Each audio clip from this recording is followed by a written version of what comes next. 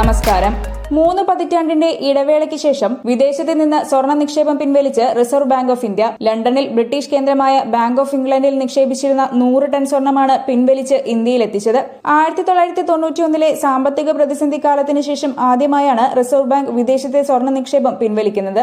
RBIയുടെ സ്വർണ്ണശേഖരത്തിന്റെ പകുതിയിലേറെയും വിദേശത്ത് ബാങ്ക് ഓഫ് ഇംഗ്ലണ്ടിന്റെയും ബാങ്ക് ഓഫ് ഇന്റർനാഷണൽ സെറ്റിൽമെന്റ്സിന്റെയും സുരക്ഷിത കസ്റ്റഡിയിലാണ്. ഏകദേശം 1/3 ആഭ്യന്തരമായി സൂക്ഷിച്ചിട്ടുമുണ്ട്. 2024 മാർച്ചിലെ കണക്ക് പ്രകാരം റിസർവ് ബാങ്കിന്റെ മൊത്തം കരുതൽ സ്വർണ്ണശേഖരം 822.10 ടണ്ണാണ്. ഇതിൽ 413.8 ടണ്ണും വിദേശത്താണുള്ളത്. കഴിഞ്ഞ വർഷം ഇതേ സമയത്ത് RBIയുടെ കൈവശം വച്ചിരുന്നത് 794.63 ടണ്ണായിരുന്നുവെന്നും സ്വർണ്ണശേഖരത്തിൽ വർധനവുണ്ടായതായും RBI പുറത്തുവിട്ട വാർഷിക കണക്കുകൾ വ്യക്തമാക്കുന്നു. റിസർവ് ബാങ്ക് ഓഫ് ഇന്ത്യയിലേക്ക് സ്വർണം കൊണ്ടുവരാൻ നികുതി ഒഴിവുണ്ടെങ്കിലും പൂർണ്ണമായും GST അടച്ചാണ് ഇപ്പോൾ സ്വർണം തിരിച്ചെത്തിച്ചിരിക്കുന്നതെന്നാണ് റിപ്പോർട്ടുകൾ. സാമ്പത്തികപരമായി രാജ്യം മുന്നേറുന്നതിന്റെ സൂചന കൂടിയാണിതെന്ന് സാമ്പത്തിക വിദഗ്ധർ അഭിപ്രായപ്പെടുന്നു. നിലവിൽ ബാങ്ക് ഓഫ് ഇംഗ്ലണ്ടിന് നൽകുന്ന സ്റ്റോറേജ് ചെലവ് ലാഭിക്കാൻ ഈ നീക്കം RBIയെ സഹായിക്കും. വിദേശ ബാങ്കുകളിൽ നിക്ഷേപിക്കുന്നതിനേക്കാൾ കുറഞ്ഞ ചെലവിൽ ഇന്ത്യയിൽ തന്നെ സ്വർണം സൂക്ഷിക്കാമെന്നതാണ് സ്വർണം തിരികെ കൊണ്ടുവരാനുള്ള കാരണങ്ങളിലൊന്ന്. മറ്റൊന്ന് ഇന്ത്യൻ സമ്പദ് വ്യവസ്ഥയുടെ സുസ്ഥിര വളർച്ചയിന്മേലുള്ള റിസർവ് ബാങ്കിന്റെ വിശ്വാസമാണെന്നാണ് വിലയിരുത്തൽ. കരുതൽ വിദേശ ശേഖരം കഴിവതും ഇന്ത്യയിൽ തന്നെ സൂക്ഷിക്കാനുള്ള റിസർവ് ബാങ്കിന്റെ തീരുമാനവും ഈ നീക്കത്തിന് പിന്നിലുണ്ട്.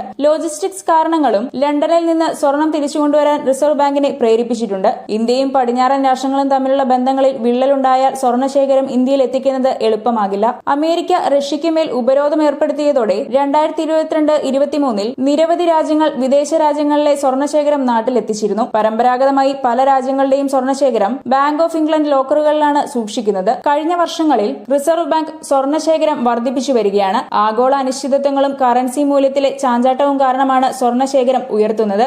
1991 കടുത്ത ബാലൻസ് ഓഫ് പേയ്മെന്റ് പ്രതിസന്ധി നേരിട്ടതോടെയാണ് ധനസമാഹരണത്തിനായി ചന്ദ്രശേഖർ സർക്കാർ സ്വർണം പണയം വെച്ചത്. RBI ബാങ്ക് ഓഫ് ഇംഗ്ലണ്ടിലും ബാങ്ക് ഓഫ് ജപ്പാനിലും 46.91 ടൺ സ്വർണം പണയം വെച്ച് $400 മില്യൺ സുരക്ഷിതമാക്കി. ഏകദേശം 15 വർഷം മുമ്പ് പ്രധാനമന്ത്രി മൻമോഹൻ സിംഗിന്റെ നേതൃത്വത്തിലുള്ള UPA സർക്കാർ അധികാരത്തിലിരുന്നപ്പോൾ RBI IMFൽ നിന്ന് 200 ടൺ സ്വർണം വാങ്ങി. $6.7 മില്യൺ നിക്ഷേപത്തോടെ അതിന്റെ ആസ്തികൾ വൈവിധ്യവൽക്കരിച്ചു. സമീപ വർഷങ്ങളിൽ RBI തുടർച്ചയായി സ്വർണ്ണശേഖരം വർദ്ധിപ്പിക്കുന്നുണ്ട്. വിദേശ കറൻസി ആസ്തികൾ വൈവിധ്യവൽക്കരിക്കുക, പണപ്പെരുപ്പത്തിനെതിരായ സംരക്ഷണം, വിദേശ കറൻസി അപകട സാധ്യതകൾ ലഘൂകരിക്കുക എന്നിവയാണ് സ്വർണം കൈവശം വയ്ക്കുന്നതിലൂടെയുള്ള സെൻട്രൽ ബാങ്കിന്റെ പ്രാഥമിക തന്ത്രം. 2017 ഡിസംബർ മുതൽ RBI സ്ഥിരമായി വിപണിയിൽ നിന്ന് സ്വർണം സ്വന്തമാക്കിയിട്ടുണ്ട്. ഇതിന്റെ ഫലമായി ഇന്ത്യയുടെ മൊത്തം വിദേശ നാണ്യ കരുതൽ ശേഖരത്തിലെ സ്വർണത്തിന്റെ വിഹിതം 2023 ഡിസംബർ അവസാനം 7.75% 2024 ഏപ്രിൽ അവസാനത്തോടെ ഏകദേശം 8.7% ഉയർന്നു. മുംബൈയിലെ മിൻ റോഡിലെയും നാഗ്പൂരിലെയും RBIയുടെ കെട്ടിടങ്ങളിൽ സ്ഥിതി ചെയ്യുന്ന നിലവറകളിലാണ് ആഭ്യന്തരമായി സ്വർണം സൂക്ഷിച്ചിരിക്കുന്നത്. വേൾഡ് ഗോൾഡ് കൌൺസിൽ റിപ്പോർട്ട് അനുസരിച്ച് ഇതുവരെ ഖനനം ചെയ്ത സ്വർണത്തിന്റെ 17% ലോകരാജ്യങ്ങളിലെ സെൻട്രൽ ബാങ്കുകളുടെ കൈവശമുണ്ട്. 2023 അവസാനത്തോടെ ഈ കരുതൽ ശേഖരം 36,699 മെട്രിക് ടണ്ണിലെത്തിയിരുന്നു. 2010 മുതലാണ് സെൻട്രൽ ബാങ്കുകൾ സ്വർണം വാങ്ങുന്നതിലേക്ക് ശ്രദ്ധ തിരിക്കുന്നത്. കഴിഞ്ഞ 14 വർഷത്തിനിടെയാണ് ഈ ഏറ്റെടുക്കലുകളിൽ ഭൂരിഭാഗവും നടന്നത് എന്നത് എടുത്തു പറയേണ്ടതാണ്. വാർത്തയുടെ നിറം തേടി തനി നിറം.